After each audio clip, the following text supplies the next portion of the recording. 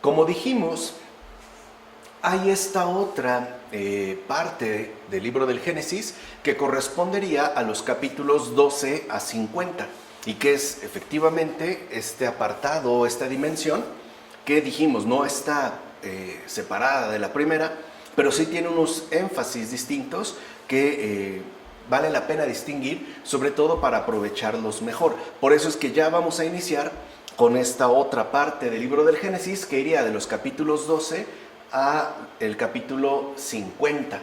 Así, iniciemos ya con el capítulo 12 de los versículos 1 a 3. ¿Qué dice ahí el texto? El Señor dijo a Abraham: vete de tu tierra y de tu patria y de casa de tu padre, a la tierra que yo te mostraré. De ti haré un gran pueblo, te bendeciré y engrandeceré tu nombre que servirá de bendición.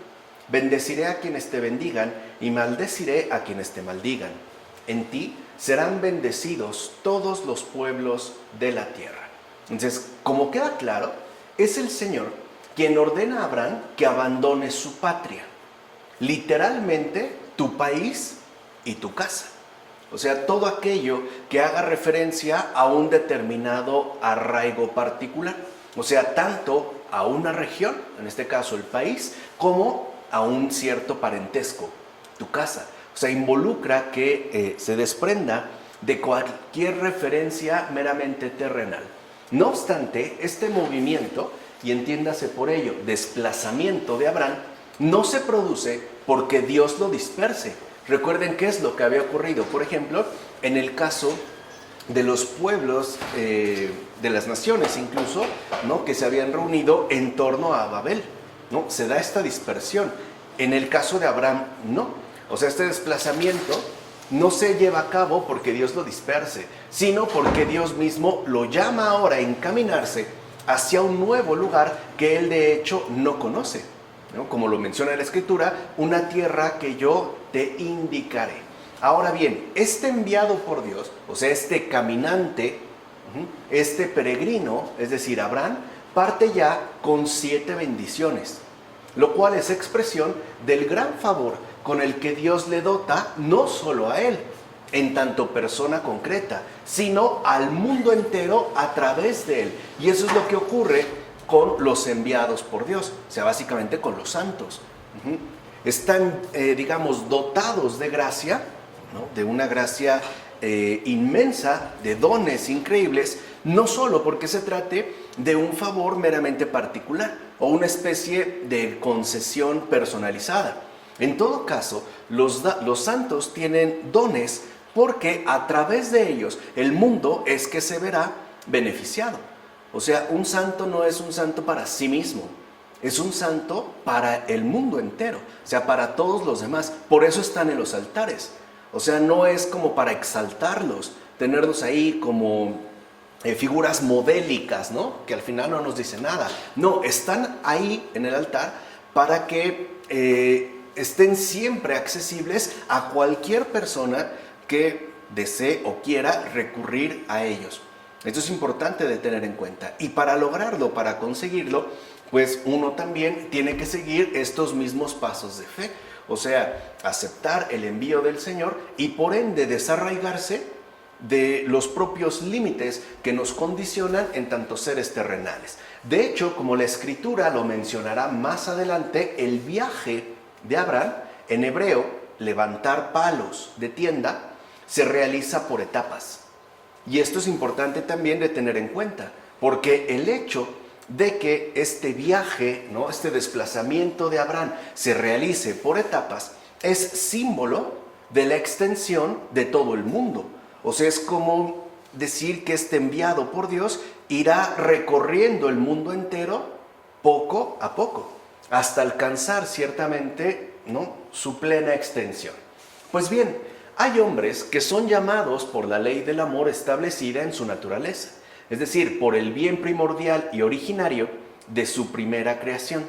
Así pasó con Abraham, pues cuando Dios vio que había aprendido a amarlo, no según la enseñanza humana, sino a partir de su naturaleza originaria, es decir, según la verdad, entonces se le apareció y le dijo: vete de tu tierra y de la casa de tu padre, y ven a la tierra que yo te mostraré. Y Abraham partió sin ninguna duda, porque estaba ya preparado para su llamada.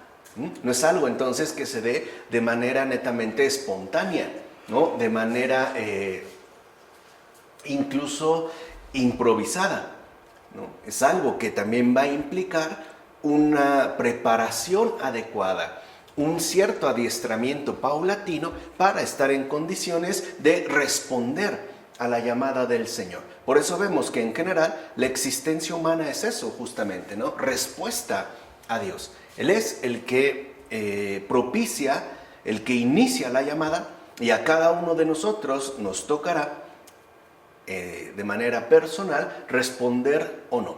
O sea, corresponder, ¿no?, al envío que Él nos ha concedido en tanto existentes. Bueno, por eso Abraham es el modelo de esta actitud que hay en el alma de aquellos que lo siguen. En efecto, obrando y buscando el temor de Dios por medio de la paciencia y la serena calma, alcanza la exaltación por su modo de vida verdadero. Así pues, al igual que Abraham, las almas que siguen este ejemplo están preparadas para el amor de Dios. De hecho, el ejemplo de Abraham es la primera llamada, como menciona Antonio Abad en sus cartas, o sea, San Antonio el Grande. Entonces, lo que vemos es que con Abraham se da ya esta primera y básica forma de la fe en tanto preparación. O sea, hay que entender que la fe, a final de cuentas, no es un resultado, es un camino, es un recorrido que asimismo, al igual que Abraham, ¿no?, se transita por etapas. Y lo primero que debemos comprender es que, en efecto, la fe comienza siempre por una preparación para estar en condiciones de cumplir con aquello que se nos indica en el respectivo envío. O sea, la fe no es una meta, no es algo que uno alcance de manera definida, sino que es pues un camino de vida que también conlleva su propia preparación. Así pues, la fe de Abraham lo hace digno de la atención divina, y no convenía que el que tenía fe en Dios permaneciera entre los malos. De hecho, su propio padre era un idólatra. Por eso debe alejarse también de él, pues suele suceder que la compañía de los malos perjudique a veces a los buenos, especialmente cuando son de nueva hechura.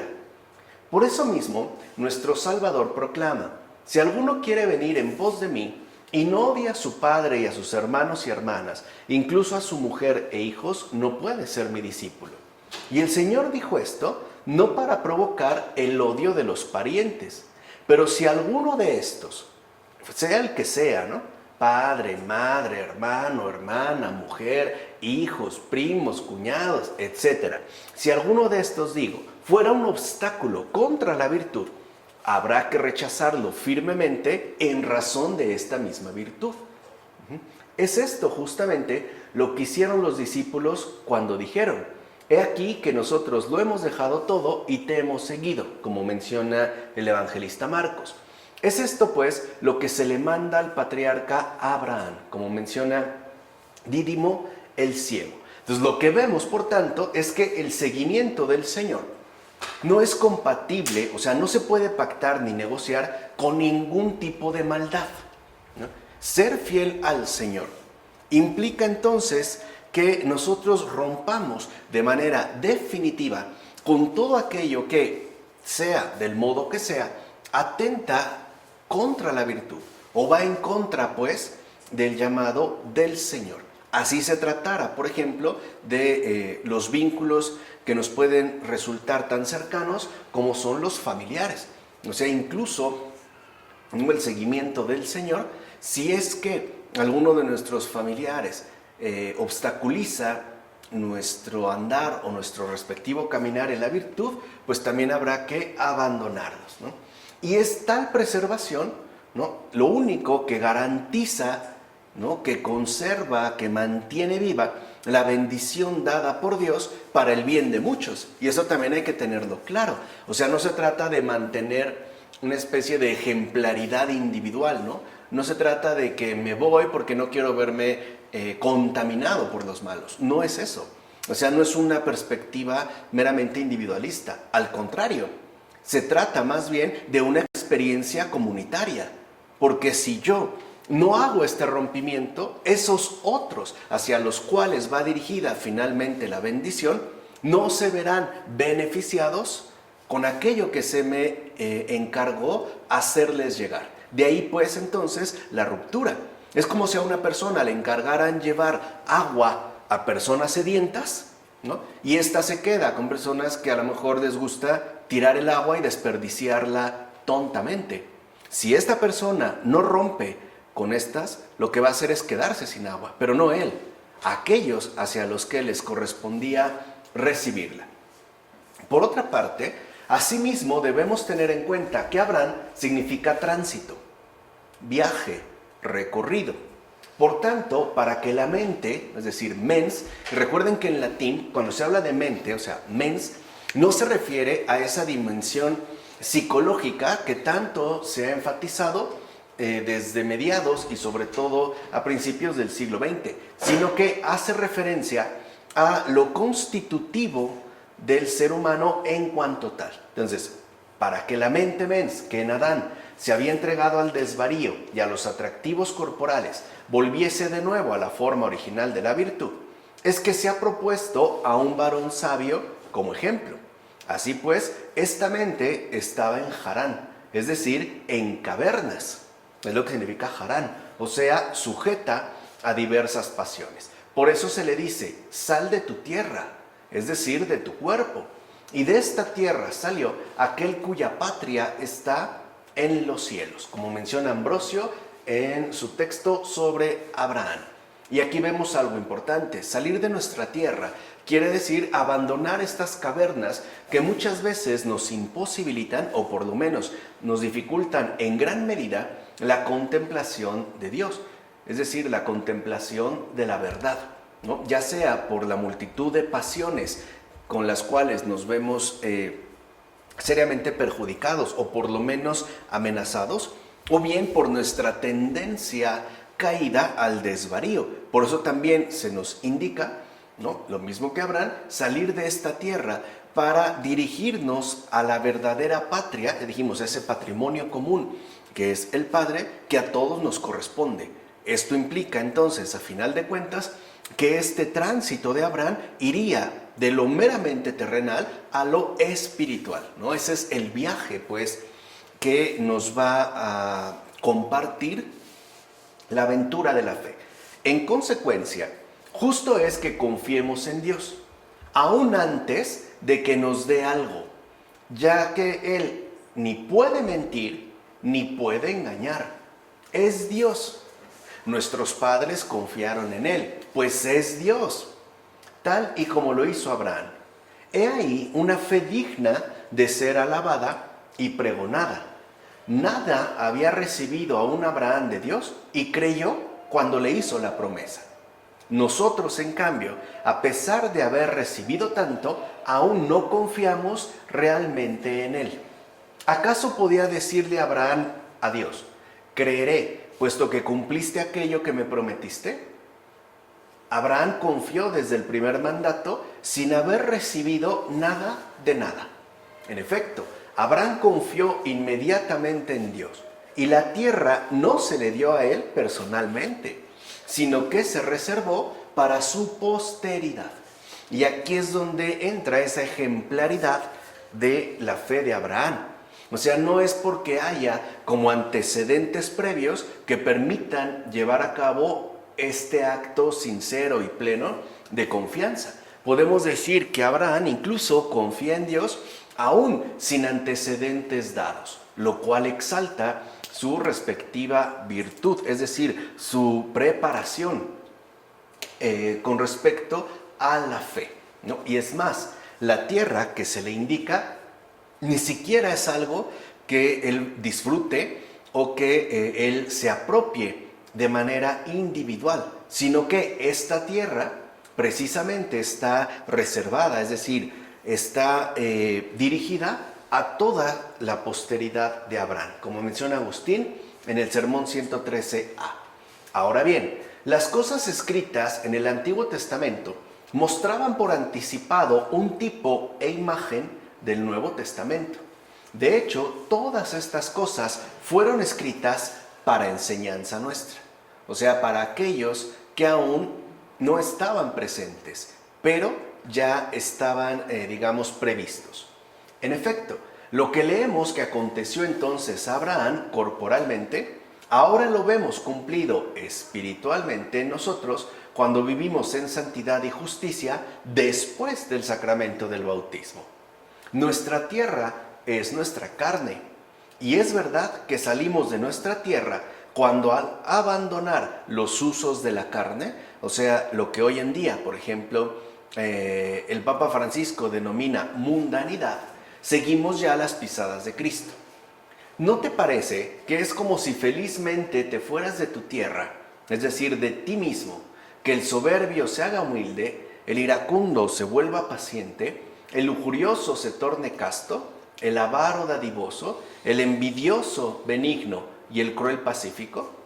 Es verdad, hermanos, que abandona felizmente su tierra el que, por el amor a Dios, realiza tales cambios, es decir, lo que llamamos conversión. Con toda razón, se dice que ha salido de sí el que después de rechazar los vicios se goza en la virtud. Vete de tu tierra, dice el Señor.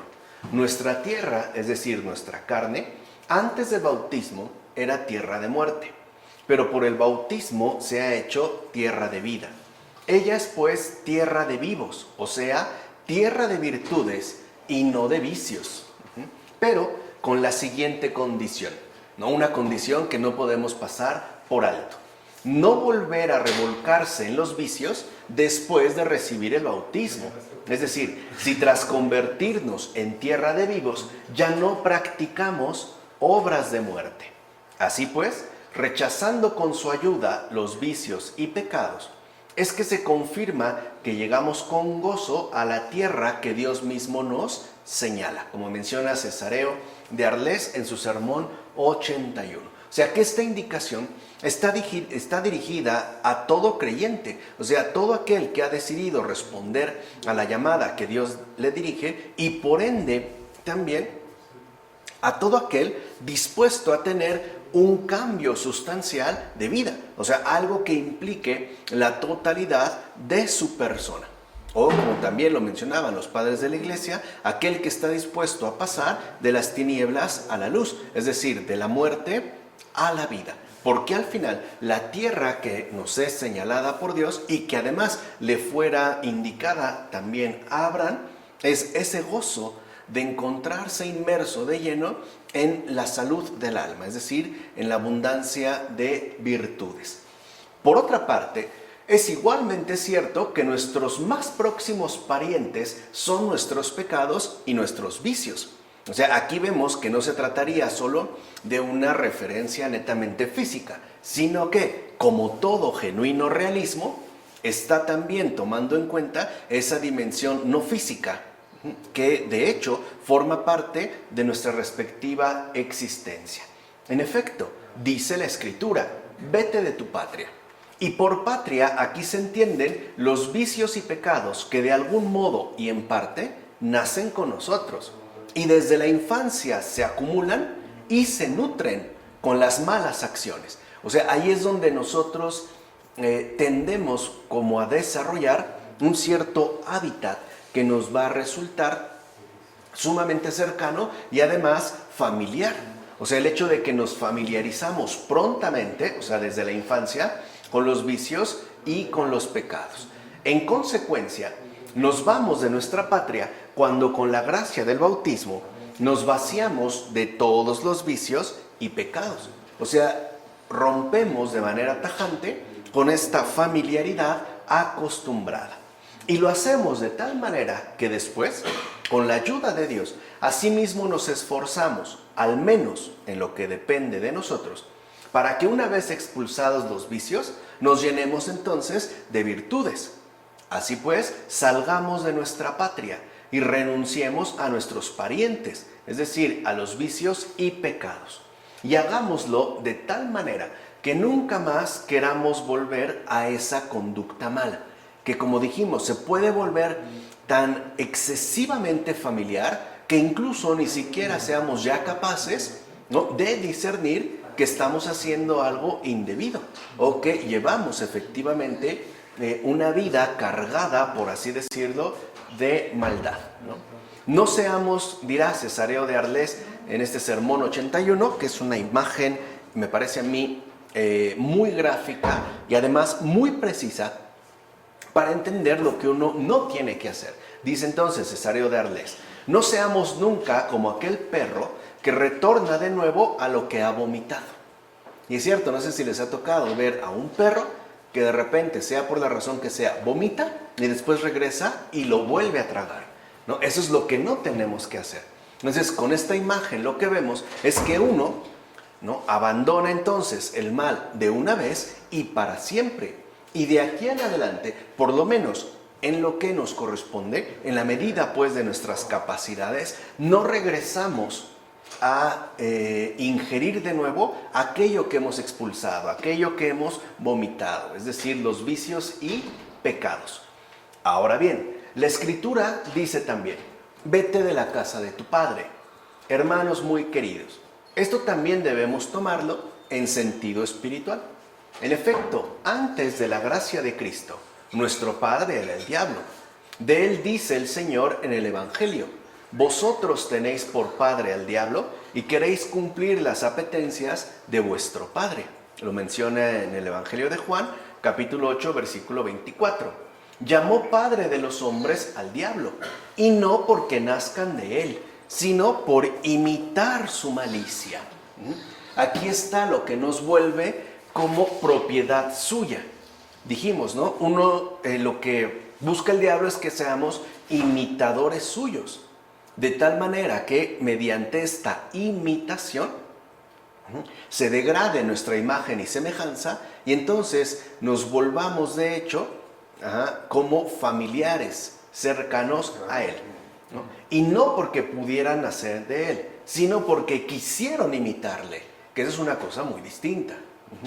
Por eso el salmista, en la persona de Dios, dice a su iglesia: escucha, hija, y mira, presta tu oído, olvida tu pueblo y la casa de tu padre, como menciona Cesáreo de Arles en este mismo sermón 81.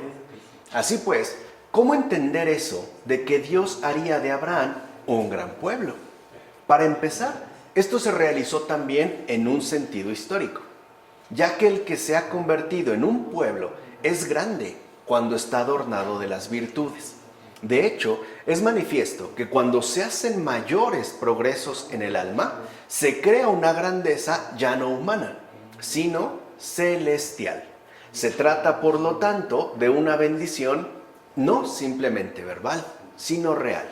En efecto, el nombre, o sea, Abraham, se ha hecho grande y célebre por la virtud que le acompaña y por la belleza que es consecuencia de la bendición espiritual, como afirma Dídimo el Ciego en sus comentarios al Génesis. Entonces lo que vemos es que este gran pueblo es aquel que efectivamente posee de hecho una grandeza celestial, y no solo de una manera verbal, sino de una manera real. En primera instancia lo podemos ubicar, por ejemplo, en la innumerable comunión de los santos. Se me refiere a los santos tanto conocidos como desconocidos, y que de hecho, como acabamos de ver en el comentario anterior de Cesáreo de Arles, ¿no?, representaría este gran pueblo aquellos que en definitiva han roto con ese querer imitar al diablo, o sea que han extirpado de sí por lo menos toda maldad voluntaria. Por eso es tan importante entonces no perder de vista el alcance de esta promesa que le fuera dada a Abraham por Dios, es decir, haré de ti un gran pueblo, te bendeciré y engrandeceré tu nombre. Es decir, no solo te situaré a la cabeza de una gran nación y haré excelso tu nombre, sino que asimismo te consideraré tan digno de tamaña bendición que ésta durará para siempre. De hecho, serás bendecido hasta tal punto que cualquiera anhelará entrar él mismo en tu compañía. Por eso también los judíos desearon establecer parentesco con él cuando dijeron: somos hijos de Abraham. en el Evangelio de Juan, capítulo 8, versículo 33. O sea, se entiende el tamaño de esta bendición, esa dimensión pues realmente impresionante, ¿no? No obstante, para dejar en claro que la maldad de su forma de actuar los hacía indignos de tal parentesco, Cristo les dijo a estos que habían afirmado: somos hijos de Abraham. Si fuerais hijos de Abraham, haríais las obras de Abraham. También Juan, el hijo de Zacarías, cuando se juntaron en el Jordán los que esperaban ser bautizados, les dijo: raza de víboras, ¿quién os dijo que escaparíais de la cólera que está por llegar? Haced algo que favorezca el arrepentimiento y no os contentéis con decir: tenemos como padre Abraham. ¿Ves entonces qué grande era para todos el nombre de Abraham? En él se manifestaron las cualidades del hombre justo que ama a Dios, precisamente porque creyó en las palabras que procedían de Dios y porque, por difícil que pareciera, lo aceptó todo con buena disposición, como menciona Juan Crisóstomo en estas homilías sobre el Génesis. Y aquí vemos este otro rasgo central de la madurez en la fe, que es algo que dijimos se va alcanzando de manera progresiva, pero real, ¿no? Algo que no, digamos, necesariamente se daría de forma inmediata, pero sí mediante un crecimiento continuo y constante. O sea, el estar ya en condiciones de aceptarlo todo con buena disposición. O sea, tanto aquello que nos resulte de cierta manera benéfico, como aquello que al menos en un primer momento nos parezca incluso perjudicial. Por ejemplo, la salud, la enfermedad, ¿no? La riqueza, la pobreza, la abundancia, la carencia, etc. En la medida en la que nosotros aceptemos todo con buena disposición, en esa medida es que nosotros podemos ir calibrando en qué nivel de madurez, incluso de maduración, de crecimiento, nos encontramos en relación a la fe. Así pues, podemos decir que la bendición dada a Abraham, bendeciré a quienes te bendigan, contempla ya la generación del Israel espiritual. De hecho, la promesa de esta bendición es mayor y mucho más importante que la anterior. Aquella era terrena, pues se refería a la generación de Israel carnal. O sea, vamos a decirlo así, a la primera dimensión de esta bendición. Por el contrario, esta bendición es más bien celeste, ya que se refiere a la generación del Israel espiritual. Es decir, aquella hacía referencia a su pueblo nacido según la carne. Y esta bendición se refiere al pueblo que en Cristo Jesús procede de todas las razas de la tierra. Este pueblo espiritual está conformado por todos aquellos que, habiendo nacido según la carne, han querido imitar la piedad de la fe de Abraham. Por eso se dijo: en ti serán bendecidos todos los pueblos de la tierra. Es como si dijera: y en tu descendencia serán bendecidas las familias de la tierra. En consecuencia, en la estirpe de Abraham estaba ya presente María. Vean que también es una forma como muy hermosa, muy sutil, muy pura, ¿no?, de hecho, de manifestar, ¿no?, la propia relevancia y la propia persona de María, de la que habría de nacer Cristo, justo al decirle todas estas cosas. O sea, aquí ya también se hace manifiesta la presencia de María, a partir de ser como esa matriz fundamental en la cual quedará bendecida toda la descendencia de Abraham, es decir, todos los pueblos de la tierra. Así pues, la bendición dada a Abraham es una dispensación de la piedad divina, o sea, una bendición común. Y aquí vemos algo muy bello, porque en efecto, eso es María, es decir, la muy santa Madre de Dios, una bendición común. ¿Por qué María? ¿No? Es madre de todos. O sea, y me refiero a todos en el sentido no meramente nominal, sino en un sentido concreto, definido. Es decir, ella es madre de los pecadores y por ende madre de cualquier ser humano. Entonces lo que ya desde aquí se anuncia es esta dispensación de la piedad divina, o sea, una bendición común que en efecto nos cobija y también nos protege a todos, o sea, María, ¿no? La madre de Jesús, como afirma Beda sobre el Génesis. Así llegamos ya a los versículos 4 a 9 de este capítulo 12. Abraham se marchó tal como le había mandado el Señor, y con él fue Lot. Tenía Abraham 75 años cuando salió de Harán. Abraham llevó consigo a Sarai, su mujer, y a Lot, su sobrino, con todos los bienes que había obtenido y la gente que había adquirido en Harán. Salieron para ir a la tierra de Canaán, y llegaron a la tierra de Canaán. Abraham atravesó la tierra de Canaán hasta el lugar sagrado de Siquem, hasta la encina de Moré. Los cananeos habitaban entonces en el país. El Señor se manifestó a Abraham y le dijo: a tu descendencia daré esta tierra. Abraham construyó allí un altar al Señor que se le había manifestado. Desde allí pasó a la montaña al oriente de Betel, donde plantó la tienda. Al oriente de Betel, es decir, donde finalmente estableció su morada. Entre Betel a occidente y Ai a oriente. Y construyó allí un altar al Señor e invocó el nombre del Señor.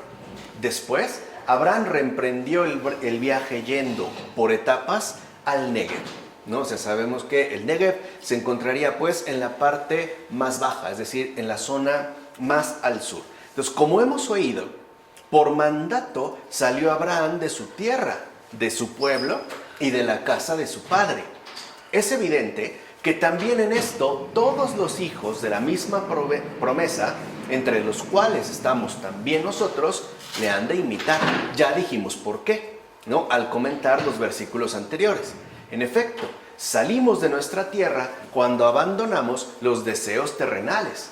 Salimos de nuestro pueblo cuando procuramos firmemente quitar todos los vicios que nos envuelven en cuanto es posible. O sea, ahí se ve, digamos, una firme resolución. Y salimos de la casa de nuestro Padre cuando nos esforzamos por abandonar, mediante el amor por la vida celeste, este mundo corrompido por el diablo, ¿no? Ya dijimos por qué se refiere al diablo como Padre nuestro. O sea, como aquel hacia el cual muchas veces queremos imitar y por lo tanto alcanzar este parentesco, ¿no?, de familia que nos acerca a él, como menciona Beda sobre el Génesis. Ahora bien, la Escritura dice que Dios se le apareció a Abraham, pero el mismo Moisés oye de Dios que ningún ser humano puede ver a Dios y seguir viviendo, ¿no? Como se menciona en el libro del Éxodo, capítulo 33, versículo 20. Así pues, si Dios no puede ser visto, ¿cómo fue visto Dios? Y si fue visto, ¿cómo es que no puede vérsele? Ciertamente la Escritura no miente. Por tanto, Dios fue realmente visto. Hemos de entender, en efecto, que no fue visto el Padre, el cual nunca ha sido visto, sino que fue visto el Hijo. Es decir, el que suele descender y ser visto. Y es cierto. O sea, la única forma en la que Dios se ha manifestado a nosotros de manera visible es en la persona del Hijo. Así pues, ya habría, ¿no?, como un cierto vislumbre sutil de la encarnación y por ende de este gesto de la redención. De hecho, descendió para que la mediocridad y fragilidad de la condición humana se acostumbrara ya desde entonces a ver algún día a Dios Padre en la imagen de Dios, es decir, en el Hijo de Dios hecho carne. En efecto, la fragilidad humana debió nutrirse paulatina y progresivamente por medio de la imagen para poder algún día, ¿no?, ver a Dios Padre, como menciona Novaciano en su texto La Trinidad. O sea que ya desde Abraham podemos entonces ahora sí contemplar que el objetivo, o mejor dicho, la finalidad esencial de la fe es encontrarnos de frente, cara a cara, con Dios Padre. Y esto solo se alcanza a través del Hijo, es decir, a través de, ¿no?, Dios hecho carne. Por último, en relación a estos versículos, mencionemos lo siguiente. Donde está Betel, es decir, la casa de Dios. Eso significa Betel. En hebreo, casa de él, Bet-El, ¿no? Betel es casa de Dios. Recuerden que dentro de los dialectos antiguos, especialmente en el arameo, él era la forma de referirse a Dios. Entonces, donde está Betel, es decir, la casa de Dios, en hebreo, casa de él, allí también está el altar. Y donde está el altar, allí también está la invocación de Dios. Abraham logró alcanzar tan grandes progresos porque esperaba siempre la ayuda de Dios mismo. Esta es la madurez en la fe. El esperar siempre la ayuda exclusiva de Dios en nuestra situación concreta de vida. De hecho, el atleta del Señor, o sea, el creyente, hoy diríamos el cristiano, se ejercita y se fortalece en la adversidad. Como menciona Ambrosio en Sobre Abraham, no hay otra vía. Para nosotros, humanamente hablando, como le dijera el Señor a Santa Catalina de Siena, solo en las dificultades ejercitamos las virtudes. Solo ahí. Entonces, lo que tenemos que aprender es que nosotros efectivamente estamos en un crecimiento de fe. Y este crecimiento de fe solo se realiza, es decir, se ejercita y se fortalece en la adversidad. Pero lo importante no es la adversidad en sí, o sea, no son las dificultades que podemos llegar a atravesar, sino en quién ponemos nuestra respectiva esperanza. O sea, de quién en realidad esperamos obtener toda la ayuda que nos sea requerida. Y aquí es donde a veces resbalamos, porque por lo regular nuestra mirada siempre se trata, ¿no?, de expandir en la horizontal. O sea, tratamos de recurrir a medios humanos, incluso, ¿no?, a medios meramente mundanos o terrenales, así sean mentiras, intrigas, ejercicios de corrupción, etcétera, etcétera, etcétera. Y se nos olvida la parte más importante, la invocación. Que eso es algo que se nos recuerda en cada celebración litúrgica. Sursum corda, es decir, levantemos el corazón. Quiere decir que cuando llega la adversidad, lo primero que tenemos que hacer es acudir a la invocación. Suplicar, pues, el auxilio de Dios. Y no porque no esté enterado de lo que ocurre, sino que lo único que hace es esperar a que se lo solicitemos. Porque recuerden, Dios no impone nada, a nadie, ni la salvación. O sea, nos trata de verdad con un extremo respeto, a todos, o sea, como criaturas a su altura. Ya lo habíamos dicho en este sentido, ¿no? ¿A qué nos referimos? Entonces, no debemos de espantarnos de la adversidad. Más bien tenemos que espantarnos de que no estemos acostumbrados a la invocación de Dios. Eso sí, sea en la situación que sea. Por ello, ¿no?, digamos que la mejor oración que nosotros podemos ejercitar, que nosotros podemos experimentar a lo largo de nuestra vida, y que no solo se referiría a la adversidad, sino incluso también en los momentos buenos, es muy breve. Ven, Señor Jesús. Esa es la invocación. O sea, invocar su presencia, ¿no? Que el Señor se nos haga algo tan familiar, ¿no?, tan cercano, que siempre pues lo tengamos presente. En particular, al momento en el que nos toca fortalecernos vía la adversidad, que es donde más tendemos a perderlo de vista. Así pues, pasamos ya a los versículos 10 a 16 de este capítulo 12. Entonces sobrevino el hambre en el país, y Abraham bajó a Egipto a habitar allí porque el hambre apretaba en el país. Cuando estaba a punto de entrar en Egipto, le dijo a Sarai, su mujer: mira, sé que eres mujer hermosa. En cuanto te vean los egipcios dirán: esta es tu mujer, y me matarán a mí y a ti te dejarán con vida. Por favor, di que eres mi hermana para que me vaya bien gracias a ti, y con tu ayuda conserve la vida. En efecto, cuando Abraham entró en Egipto, los egipcios vieron que la mujer era muy hermosa. La vieron los ministros del faraón y la elogiaron ante el faraón, y la mujer fue llevada al palacio del faraón. Abraham le fue bien gracias a ella y obtuvo ovejas y vacas, asnos, esclavos y esclavas, asnas y camellos.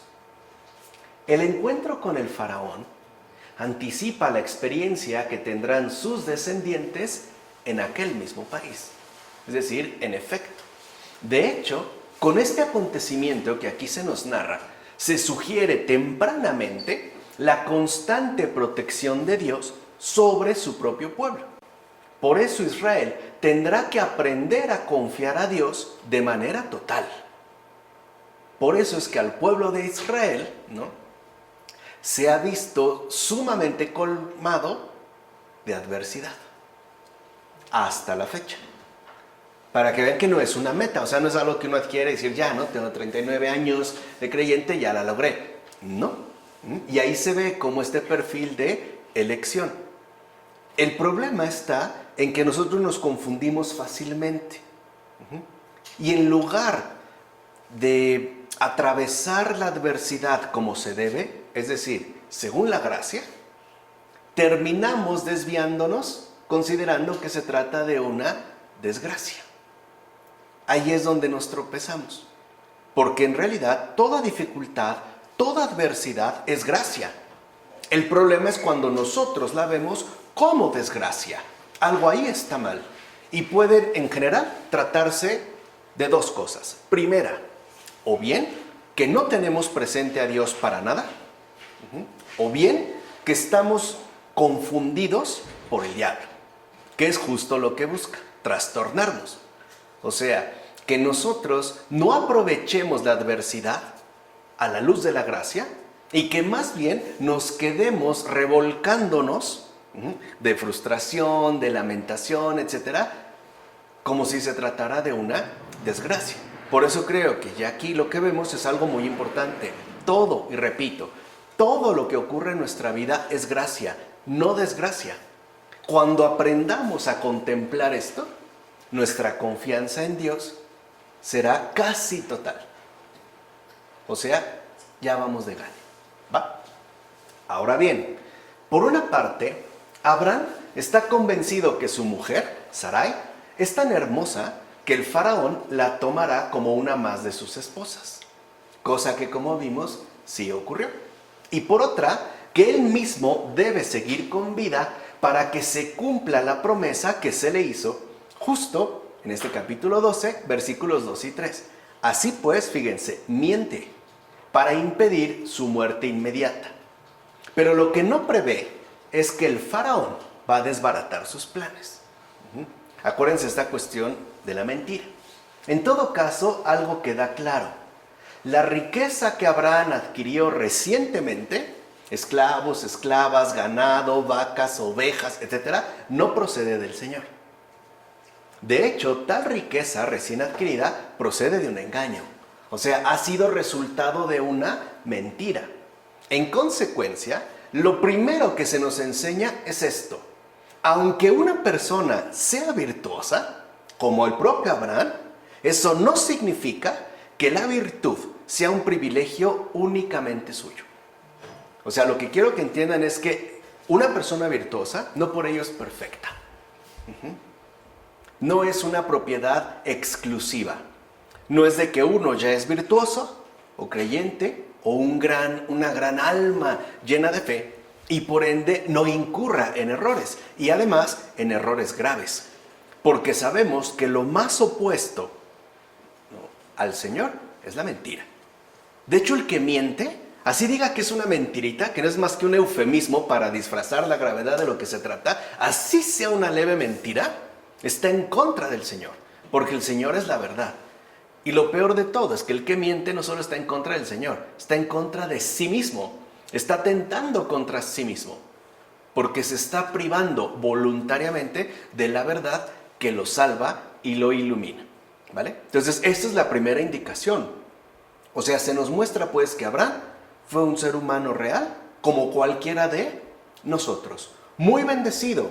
Ya vimos de qué manera tan impresionante. Sí, pero igualmente humano.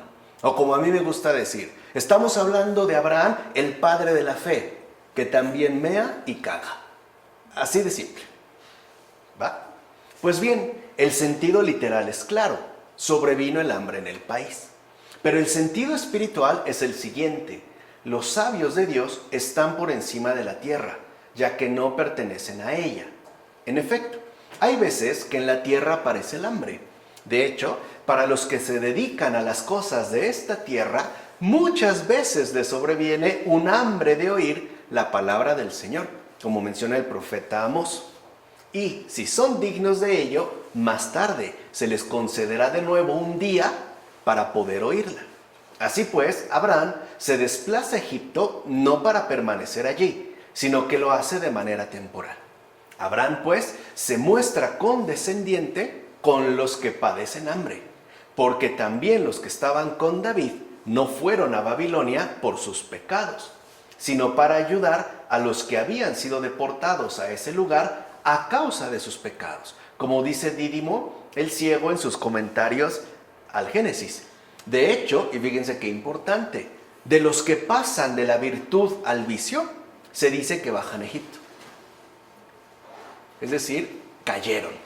Egipto, en relación, pues, por ejemplo, a Palestina, está abajo, es decir, al sur. Por eso se da la imagen de que, o era una costumbre, decir que aquellos que pasaban de la virtud al vicio, bajan a Egipto. Démonos cuenta que en este pasaje de la Escritura, les decía, aquí cuenta cada palabra, o sea, hay que estar muy atentos a lo que se nos está mencionando, ¿no? Démonos cuenta que en este pasaje de la Escritura no se dice de Abraham que bajó, sino que entró. No bajó, entró. Pues todo hombre fervoroso condesciende con los que caen, sin él caer, para levantarlos de la caída. Abraham, pues, viene a Egipto sin vivir como los egipcios. Por eso, aunque otros bajen allí, él lo que hace es entrar. Dicho brevemente, no fue el vicio de ellos lo que le hizo bajar, sino que fue la virtud la que le llevó a entrar. Por ejemplo, si viéramos a lo mejor una persona en algún bar perdida y alguien entrara para emborracharse también y otro entrara solo para sacarle de ahí. ¿Se entiende? O sea, el motivo es distinto. Sin embargo, no pone su virtud en primer lugar, sino que incluso, ¿no?, le da un puesto secundario cuando dice que es su hermana, justamente para ponerla al alcance de los débiles y hasta suspiren por recibirla como aquello que es, un gran bien para todos y al alcance de todos. O sea, la virtud nunca está fuera del alcance de nadie. Es pues nuestra hermana y tendríamos pues que vivirla con ese vínculo filial tan estrecho.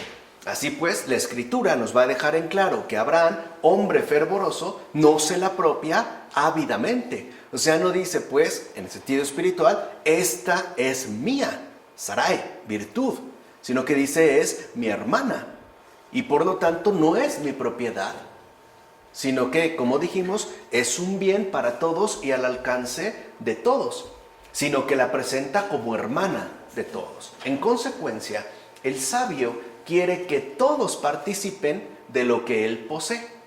El sabio, pues, nunca genera envidia ni es engreído. Y ese es un rasgo muy particular del sabio. El hecho de que nunca genera envidia, porque lo comparte todo, lo da, ni tampoco se enaltece porque sabe que él no es la fuente de lo que posee, sino al contrario, ¿no? Es, digamos, como el testimonio de lo que el Señor le ha concedido para el bien de los demás, como afirma Dídimo el ciego en sus comentarios al Génesis. Ciertamente, se extendió la hambruna en el país y Abraham fue a Egipto. Él tenía conocimiento de que en Egipto estaban difundidas las pasiones desenfrenadas. Por eso advertía que la belleza de su mujer se convertía en un peligro para él.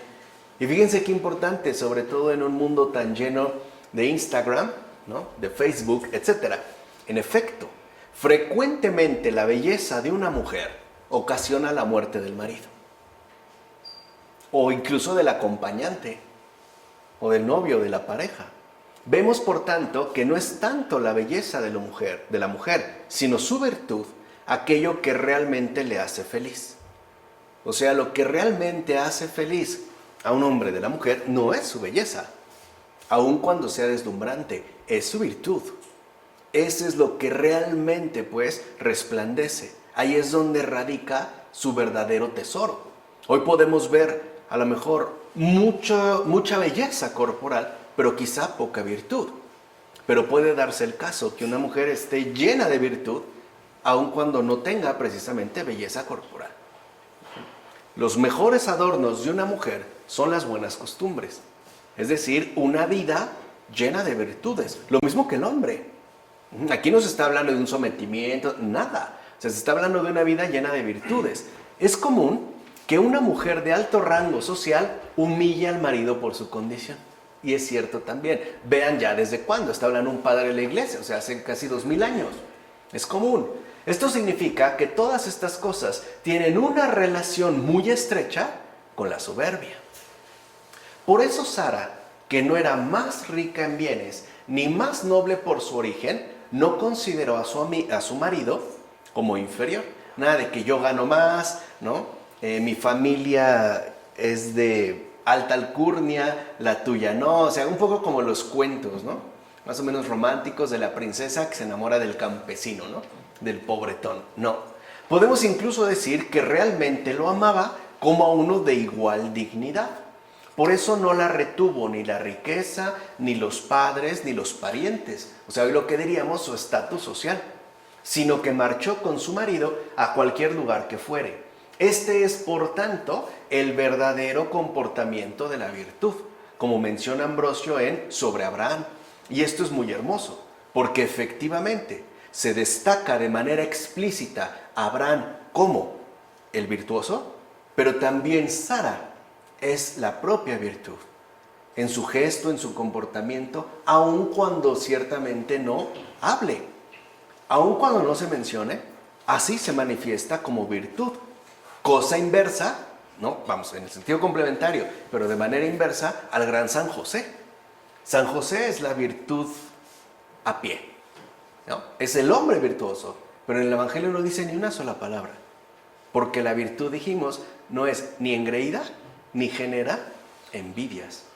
Siendo el Padre de Jesús, ¿no? Siendo su acompañante, pues, ¿no? En este mundo, no dice ni una sola palabra. Nada. O sea, incluso pasaría como completamente desapercibido. Entonces, dicho brevemente, y esta es la figura que aquí se presenta, el marido es Cristo y la virtud es su fiel e inseparable esposa. O sea, va con él a todos lados. Por eso, cuando se habla de la iglesia esposa de Cristo, se está hablando de esta virtud que va con él siempre y a todos lados. Le acompaña a donde quiera que va. Ahora bien, Sara no amó el reino de Egipto, es decir, su esplendor y fastuosidad. Y eso que estuvo nada más y nada menos que con el faraón. O sea, estaba pues en lo mejor, ¿no? Por eso el misterio de sus hijos quedó prefigurado en ella. En efecto, del mismo modo que ella no amó el reino de Egipto, sus hijos no amarían los ídolos, el ajo y las cebollas de Egipto. Así pues, del mismo modo que toda la casa del faraón fue golpeada por la liberación de Sara, así fue golpeado todo Egipto por la liberación de sus descendientes, como menciona Efrén de Nisibi en su comentario sobre el Génesis. O sea que los hijos de la virtud no son esclavizados por las riquezas de este mundo, sino que, por el contrario, con su comportamiento ponen al descubierto la falsedad de ese engañoso reino. Porque sí es un reino, el reino de la riqueza terrenal, y es seductor, y es atractivo. Sí, pero lo único que esconde es falsedad. Y eso es justo lo que ponen al descubierto los hijos de la virtud. Lo vemos en un gran San Francisco de Asís, lo vemos en un gran San Vicente de Paúl, lo vemos en una gran Santa Teresa de Calcuta. El hecho de cómo a través, digamos, de no quedar esclavizados a las riquezas de este mundo, ponen al descubierto la falsedad de ese engañoso reino, ¿vale? Pasamos pues ya a los versículos 17 a 20 de este capítulo 12. Pero el Señor hirió al faraón y a su casa con grandes plagas, debido a Sarai su mujer. Entonces el faraón llamó a Abraham y le dijo: ¿qué es lo que me has hecho? ¿Por qué no me advertiste que era tu mujer? ¿Por qué me dijiste que era tu hermana, dejando que yo la tomara por esposa? Pues ahora ahí tienes a tu mujer, tómala y vete. Y el faraón dio órdenes a sus hombres para que les despidieran a él y a su mujer con todo lo que tenía. Entonces, lo primero que encontramos aquí es lo siguiente: Dios mismo interviene en el suceder de los acontecimientos para salvar y conservar el honor de Sara. Bien, esto es muy importante. No es pues el obrar de Abraham lo que aseguró su bienestar. Lo pudo haber hecho con la mejor de las intenciones Abraham, pero no fue lo mejor.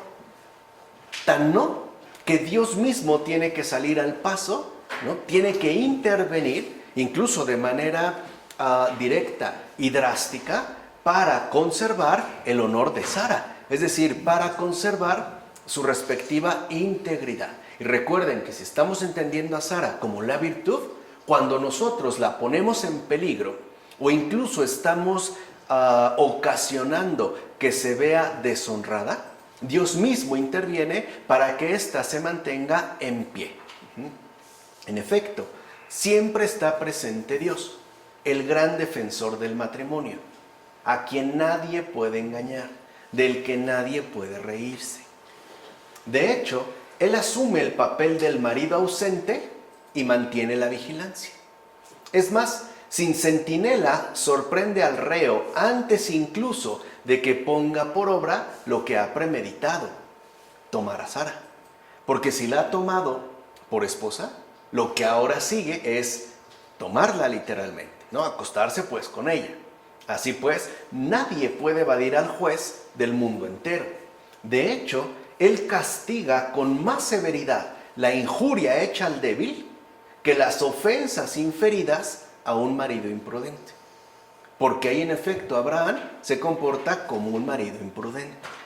De hecho, es mayor la injuria cuando se desprecia y no se tiene en consideración al autor y guardián del matrimonio. O sea que en realidad la imprudencia de Abraham no solo se dirige hacia Sara, sino hacia Dios mismo, el autor y guardián del matrimonio, o como dijo anteriormente también Ambrosio, Dios mismo como lo que es, el gran defensor del matrimonio. En pocas palabras, la imprudencia de Abraham no acabará con este don, porque es justo a lo que conducía su imprudencia, a que se rompiera, se atentara contra este divino don que ya se llama matrimonio. Entonces lo que aquí se deja en claro es que la imprudencia de Abraham no va a acabar con este don. Dios mismo sale pues al rescate. Dios mismo, como dijimos, actúa e interviene. Así pues, podemos decir que el miedo apagó el fuego lujurioso y colérico del faraón. O sea, Dios mismo hizo que se le quitaran las ganas. En efecto, observa cómo la severidad del castigo produjo en la forma de pensar del faraón un cambio brusco. Y esto hasta el extremo de defenderse ante el justo Abraham y mostrar mucha cautela ante él. Si la resolución de Dios no hubiera ablandado su propósito y no lo hubiera llevado al temor, se habría seguido con un enfurecimiento mucho mayor el faraón. O sea, al verse pues engañado, hubiera estallado en cólera y con el poder que tenía hubiera hecho pedazos no solo a Sara, a Abraham también. Pero aquí se ve un cambio muy distinto. Incluso habría tomado venganza del justo como de un farsante y por tanto le habría hecho pagar una pena que le habría conducido al peligro más extremo, o sea, condena de muerte. Sin embargo, nada de esto ocurrió, pues el castigo recibido apagó el fuego de su ira. Es más, una sola cosa ya le interesaba: manifestar su solicitud para con Abraham. Sin duda, el faraón supo que no era posible que un simple ser humano gozara de tan maravilloso favor de los cielos, como afirma Juan Crisóstomo en sus homilías sobre el Génesis. O sea que la providencia de Dios es en verdad maravillosa y sorprendente, Incluso vean, el modo de actuar de Dios hace que el faraón tome una actitud inesperada. No solo, digamos, le perdona la vida a Abraham y a Sara, sino que incluso lo despide, ¿no?, con todos los bienes que le había dado. O sea, ni siquiera le quita lo que se le dio. Incluso, ¿no?, le ordena prácticamente que se los lleve. ¿Qué imaginación podría sorprenderse de forma conveniente ante tales acontecimientos? ¿Qué lengua podría expresar esta sorpresa? Veamos. Una mujer de gran belleza está junto a un hombre egipcio que es faraón y tirano, y que además está fuera de sí, es decir, desenfrenado. No obstante, esta mujer permanece pura y conserva sin mancha su modestia. No cabe duda que los planes de Dios siempre son maravillosos y extraordinarios. En efecto, cuando para los seres humanos la situación es desesperada, Él manifiesta su poder, siempre invencible ante toda circunstancia, como afirma Juan Crisóstomo en sus homilías sobre el Génesis. Ahora entendemos por qué la gran enseñanza de la fe es confiar totalmente en Él. Por eso nuestra esperanza radica en Él y solamente en Él. Siempre.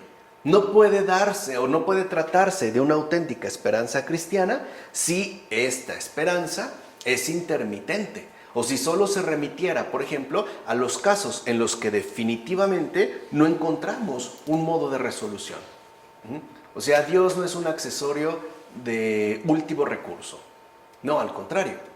Es justo lo más presente y aquello con lo que debemos estar siempre en íntimo contacto.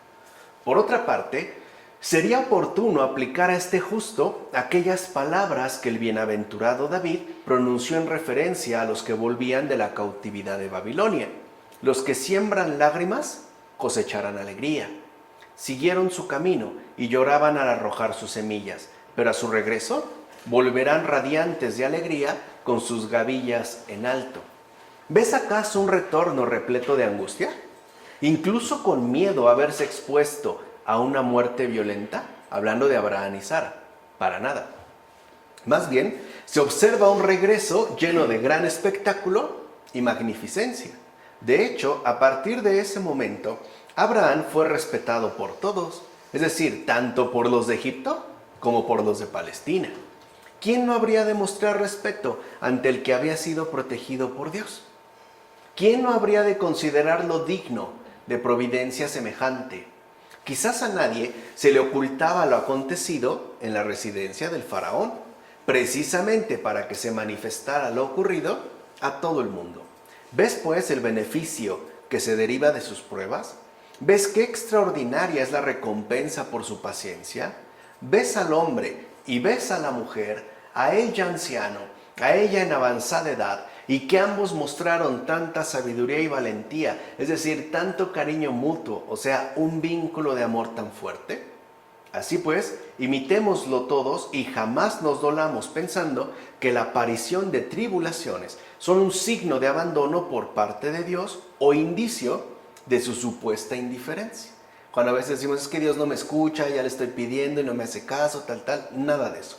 Por el contrario, consideremos todo esto como la demostración más grande del cuidado de Dios para con nosotros, como afirma Juan Crisóstomo en sus homilías sobre el Génesis.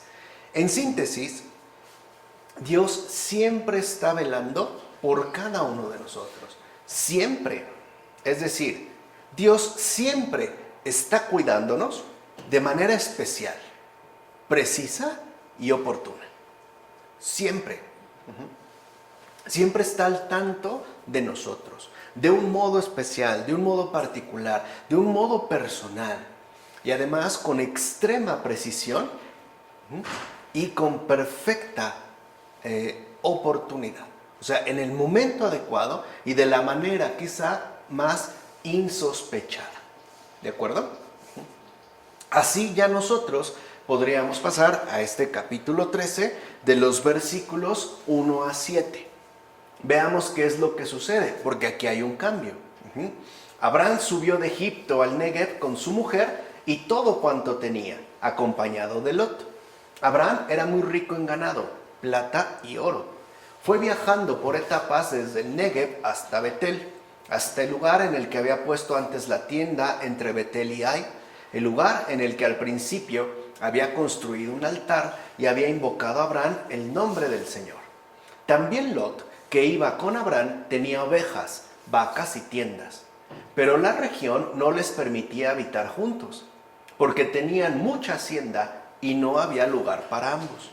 Por eso surgieron disputas entre los pastores del ganado de Abraham y los pastores del ganado de Lot. Además, los cananeos y los pereceos habitaban entonces en el país. Si se dan cuenta, hay un cambio de ser y ahora se nos quiere dirigir hacia otra cuestión. Los pereceos era otro de los pueblos preisraelitas que vivían en Canaán y en realidad no se sabe a ciencia cierta quiénes eran. No obstante, la mención de estos dos pueblos, o sea, cananeos y pereceos, sirve para resaltar la enérgica confianza que Abraham tenía en Dios con respecto a poseer una tierra que incluso pertenecía a otras gentes. Porque claro, en una primera instancia, esta tierra señalada ya tenía propietarios. Y Abraham no por ello se desanima ni desconfía. Si Dios le dijo que hay, aun cuando haya, pues, ¿no?, otros habitantes ya establecidos. De hecho, Abraham estaba seguro que aquella tierra, por el momento ocupada por otros habitantes, sería de sus descendientes llegado el momento. Vemos que tampoco era ambicioso. No quería ya tener esta tierra para él. No, está pensando lo que a él realmente le interesa es la descendencia. Y que si esta tierra se le ha prometido, será en relación a la descendencia llegado el momento. Pues bien, vemos entonces que Abraham salió llevando consigo a su mujer Sara, que significa soberana, no sierva. Sara, Sarai, significa soberana, no sierva. En efecto, aquella que se libera de la esclavitud de los pecados tiene la soberanía, no la esclavitud. Así pues, una mente robusta posee la virtud soberana que domina sobre los sentidos del cuerpo y por eso no es dominada. De hecho, tal soberana ha llevado consigo todas sus cosas al salir de Egipto. Es decir, no ha dejado allí ninguna de las normas que regulan la vida y por tanto no está revestida de intemperancia, ni de insolencia, ni de vergonzosa inmodestia. Es más, no se despoja del velo de la prudente sabiduría que nos conserva el pudor, como menciona Ambrosio sobre Abraham.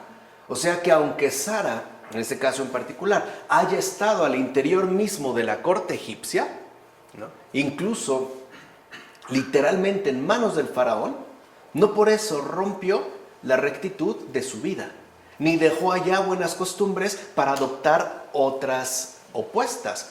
No, se mantuvo firme, o sea, como soberana, no como esclava sometida a cosas extrañas o bien querían en contra de la virtud. Y eso que estuvo en Egipto, entró en Egipto, ¿no? Aquí se ve pues su grandeza también de Sara. Ahora bien, Abraham era muy rico. Esto corresponde a quien no desea para nada los bienes ajenos. De hecho, el hombre rico ni siquiera necesita considerar algo como suyo propio. En realidad, ser rico significa tener lo que basta para satisfacer lo necesario. En efecto, la frugalidad tiene una medida. En cambio, la riqueza no la tiene, ya que su medida queda al arbitrio imparable de quien solo busca el tener. Así pues, Abraham era rico en ganados, plata y oro. ¿Qué significa esto? En este caso, no se quiere alabar en un hombre justo las riquezas del mundo. Más bien, considero que los ganados son los sentidos del cuerpo, precisamente porque son irracionales. Por su parte, la plata es la palabra y el oro la mente. Por eso Abraham era rico, porque gobernaba sus sentidos irracionales. Incluso podemos decir que él los domó y los hizo dóciles para que llegaran a ser también conformes a la razón. Y su palabra tenía la brillantez de la fe purificada, es decir, de la fe purificada por la gracia de la disciplina espiritual. Además, asimismo tenía su mente llena de prudencia, Y por esto es que la mente es comparada con el oro. Porque así como el oro es el más preciado de todos los metales, así también la mente buena es la mejor parte del ser humano. En consecuencia, puede decirse entonces que la riqueza del sabio consiste en tres cosas: en la sensación, en la palabra y en la mente. La mente, claro está, es la mayor, precisamente porque tritura el grano espiritual para poder purificar los sentidos y la palabra. Por eso siempre es preservada la persona del hombre sabio. Así pues, con simples hechos de la vida de Abraham son explicadas e ilustradas las grandes doctrinas. De hecho, el rico Abraham también enriquece las disquisiciones de los filósofos, pues sus respectivas enseñanzas se encuentran dadas en su propia conducta, o sea, en las riquezas de Abraham. O sea, ¿dónde radica la verdadera riqueza de Abraham? En su propia vida, en su propio modo de vida, en lo que él es, no en lo que él tiene o en lo que él posee. De hecho, la persona que es verdaderamente rica no considera ni siquiera algo como suyo. La persona verdaderamente rica no dice, esto es mío, jamás. Porque al decir, esto es mío, ya se está como condicionando y mostrando que hay algo que no ha cubierto. Como si estuviera expresando, digamos, una cierta inconformidad. Entonces, aquí lo que se expresa, por eso no es casual que Ambrosio en este texto sobre Abraham diga que incluso la figura de este gran patriarca ilumine pues los planteamientos filosóficos, es porque, por decirlo de esta manera, en Abraham está encarnado el ser. Y que eso es lo importante, no el tener o el poseer, ni siquiera el hacer, sino lo que es una persona. De hecho, esto se sigue viendo reflejado, por ejemplo, al final de nuestras vidas. Cuando estemos en un ataúd o en una urna, ¿no?, según sea el caso, al final todo se va a reducir a lo que fuimos. Y en general pueden darse dos opciones. O bien que la gente que esté ahí presente se duela por nuestra pérdida, ¿no?, y realmente le pese, es un pesar, ¿no?, porque a lo mejor el difunto o la difunta era muy buena persona y se nota la ausencia, o bien que incluso estén de cierta manera hasta contentos porque ha muerto, porque era una mala persona, es lo mejor que pudo hacer. A lo mejor hasta se nos escapó, ¿no?, porque ya estamos a punto de matarlo con las propias manos. Ahí eso es lo que se va a evaluar. O sea, lo que finalmente resplandece es lo que somos, no lo que tenemos, ni siquiera lo que hacemos. Ahora bien, no en vano ni por azar la Escritura llama rico a Abraham. En ningún otro momento se había mencionado que fuera rico. Esta es la primera vez. ¿Por qué y para qué se menciona? Pues para que conozcas el ingenio de la sabiduría de Dios y de la providencia que mostró con el justo. En efecto, el que había realizado el viaje a Egipto bajo la presión del hambre y por la imposibilidad de soportar la privación reinante en Canaán, de repente se hizo rico. Y no solo rico, sino muy rico. Y no solo en rebaños, sino también en oro y plata. ¿Ves entonces cuán grande es la providencia de Dios? Abraham se fue a Egipto para hallar una solución al hambre y regresó no solo aliviado de esta, sino que además regresó investido de gran riqueza y de fama incalculable, es decir, conocido por todos. Y a partir de ese momento, los que habitaban Canaán conocieron con exactitud la virtud de este hombre justo, gracias a esta transformación realizada. En efecto, al extraño que había ido a Egipto como desterrado y mendigo, ahora lo ven regresar rodeado de una inmensa riqueza, como afirma Juan Crisóstomo en sus homilías sobre el Génesis. O sea, ahí se había visto pues el obrar providente de Dios. Por otra parte, piensa también en cómo Abraham era un ser humano que amaba la tranquilidad y la quietud, y por eso estaba continuamente dedicado al culto divino. En efecto, como sabemos, Abraham volvió a aquel lugar donde había construido anteriormente el altar, donde había invocado el nombre de Dios, es decir, Betel. En consecuencia, Abraham prefería, antes que las ciudades, la soledad, para poder invocar el nombre de Dios. De hecho, Abraham sabía que la belleza de una ciudad no la conforma ni la magnitud de sus construcciones, ni la multitud de sus habitantes. En todo caso, la belleza de una ciudad proviene de la virtud de sus habitantes. De allí que el destierro resultó ser más preciado que las ciudades, ya que Abraham estaba adornado por la virtud del justo.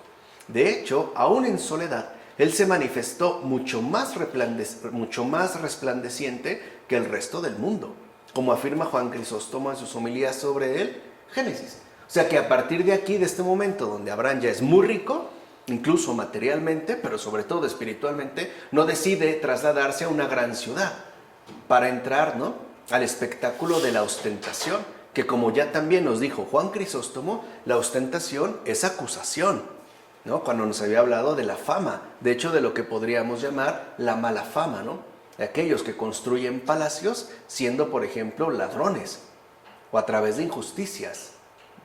Por eso es tan importante ver cómo en la virtud se mantiene en esta sencillez y no se deja llevar por los falsos resplandores, ¿no?, que este mundo suele arrojarnos. Cosa que, por ejemplo, nosotros en la actualidad sí hacemos. De hecho, hay gente que le gusta viajar por conocer las grandes ciudades, o sea, la majestuosidad que pueden poseer, sus grandes edificios, por ir a ver los museos, las diversiones que ofrecen, ¿no?, y todo, digamos, como esta serie de entretenimientos. O sea, todo lo contrario a Abraham. No se nos ocurre dirigirnos más bien a esta sencillez llena de calma y quietud para mantenernos justo en esta invocación del Señor, es decir, en la línea de la virtud. Pues bien, queda por saber si también Lot, su sobrino, era rico, en tanto perteneciente a la misma familia. Recuerden que Lot era sobrino de Abraham, o sea, hijo de su hermano. La Escritura dice de Lot que solo tenía abundancia de ganado.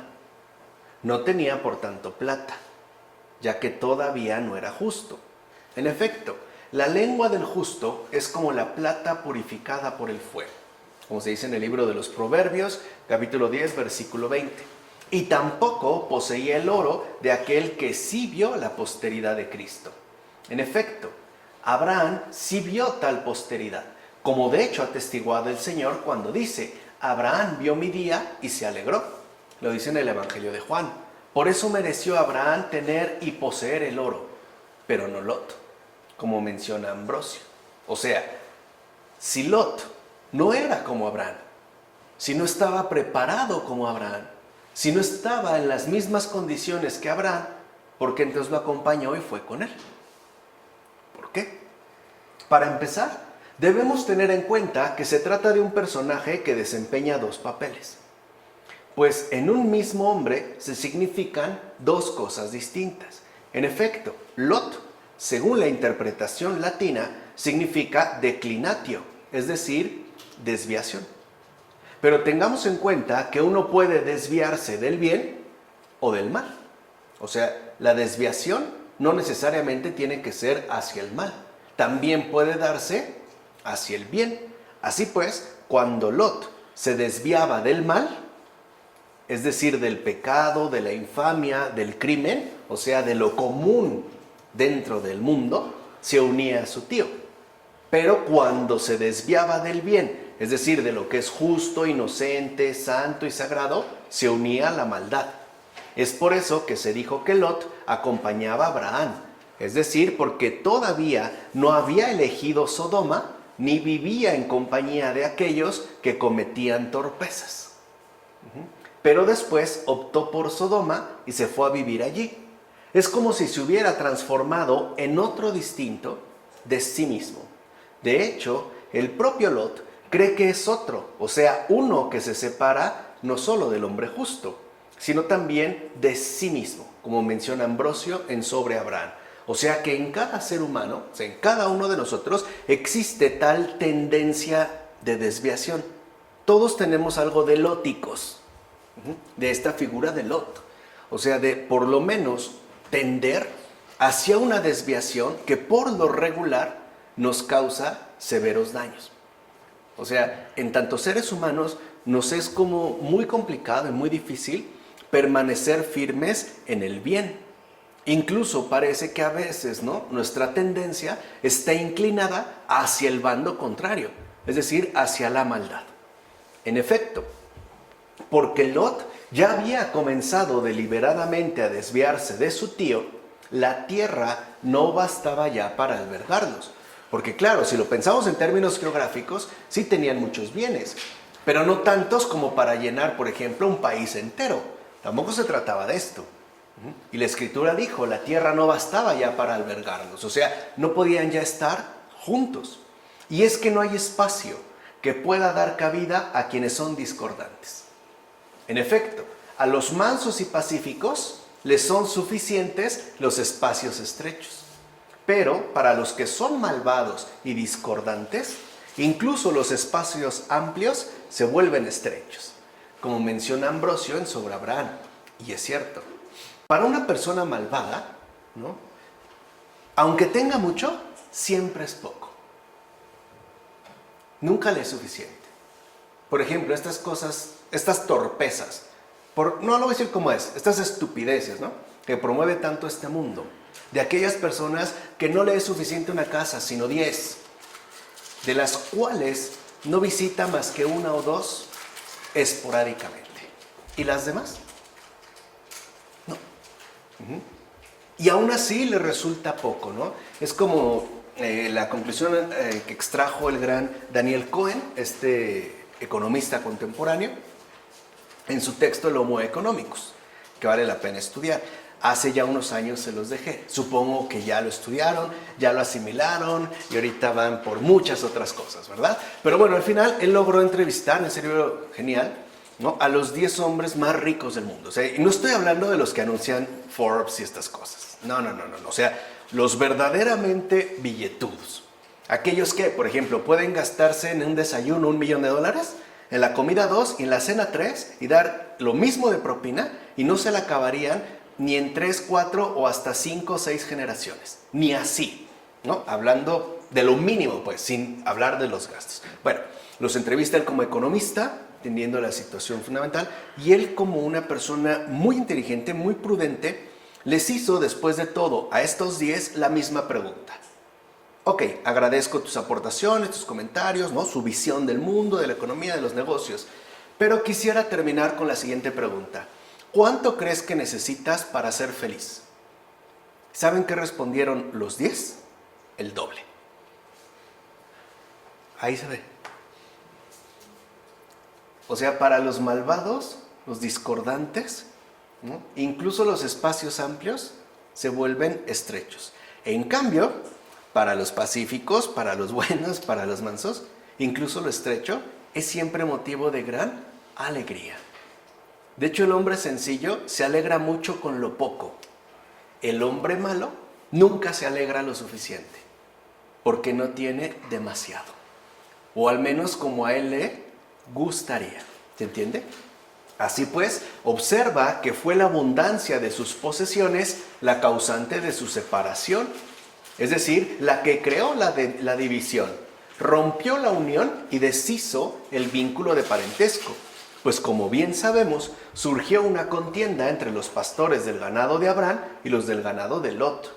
Considera entonces cómo los parientes son los que originan la desunión. Y esto es así porque los parientes siempre parten del mismo lugar, es decir, de la mezquindad de los familiares. Por tanto, no es casual que sean los parientes los que rompen la unión y dan pie a la división. Es decir, los que manifiestan una gran obstinación a causa de los bienes familiares. Como menciona Juan Crisóstomo en sus homilías sobre el Génesis. Y es verdad. ¿Cuántas veces el abuelo o la abuela todavía no fallece y los hermanos ya se están despedazando por una casa, por un terreno, por una propiedad? ¿No son pues entonces, ¿no?, los familiares los que se obstinan a causa de los bienes pertenecientes a la familia? ¿No son pues los propios familiares los que en efecto promueven la división, la desunión, el conflicto? ¿Cuántas y cuántas familias no se han dividido por un simple bien material? que pueden haber dividido la casa, vivir unos abajo y otros arriba, y llevan años sin hablarse, odiándose, repudiándose, haciéndose pues la vida imposible. Y todo por una sola cuestión: mezquindad. Por eso. Y aquí es lo que ya se había mencionado. De ahí brotó. Ni siquiera es que el conflicto empezara entre ellos, sino entre sus pastores, o sea, entre sus cercanos, ¿no? Empieza a fomentarse la división. Y asimismo, consideremos quiénes son los pastores. ¿De qué seres vivientes son pastores? ¿Y cuál es la naturaleza de la disputa entre los pastores de Lot y de Abraham? Pues bien, los pastores son aquellos que gobiernan el ganado, y o son diligentes y sabios, y no permiten que los animales pisoteen con sus pezuñas los campos cultivados y los dañen con los dientes, o son negligentes e indolentes y no hacen volver atrás a su ganado para que paste sobre los campos de hierba y no sobre los que tienen frutos, y hasta lo dejan que vague libremente entre los variados frutos del campo. Así pues, la vigilancia de los pastores debe ser atenta, precisamente para que no se atribuya a los diligentes lo que sucede por culpa de los negligentes. No obstante, tengamos en cuenta que aquí no se habla de las cosas visibles, sino de otra cosa. Veamos pues de qué clase de ganado son estos pastores. De hecho, se trata de pastores de ganado, y el ganado significa los sentidos irracionales del cuerpo. ¿Quiénes son, por tanto, los pastores de los sentidos, sino los maestros? Y en cierto modo, sus rectores y guías, o sea, los modeladores de una cierta manera de hablar y de pensar. Si ellos son expertos y constantes en el ejercicio pastoral, no permiten que el rebaño de los sentidos yerre lejos y se pare en pastos inútiles y dañosos, sino que, con una guía prudente, los hacen incluso volver atrás usando los frenos de la razón, y hasta dominan a los animales salvajes y rebeldes. O sea que el ejercicio pastoral no solo remite a los sacerdotes, a los pastores de la iglesia. No, es algo que nos compete a todos y cada uno de nosotros, humanamente hablando. Es un ejercicio constante por no incurrir en la negligencia. Pero los malos preceptores se extravían en discusiones inútiles y se dejan llevar por sus impulsos. Es más, incluso corren hacia el precipicio y el peligro de manera indolente y pisotean los cultivos y los terrenos fructíferos. En consecuencia, si en aquella alma existen todavía frutos de virtud, también los destruyen. Todo pues, ¿no? Cuando no se realiza de manera adecuada este ejercicio pastoral, todo se echa a perder. De hecho, iremos de mal en peor, hasta terminar finalmente en una auténtica catástrofe, ¿no? Como afirma Ambrosio sobre Abraham. Entonces, con esto ya vamos a terminar el día de hoy. Y quiero que entiendan cómo aquí, ¿no?, aquello que nos transmite la Escritura como que se intensifica. Y si lo ven, y creo que se han dado cuenta de ello, es más puntual con respecto al suceder habitual de este mundo.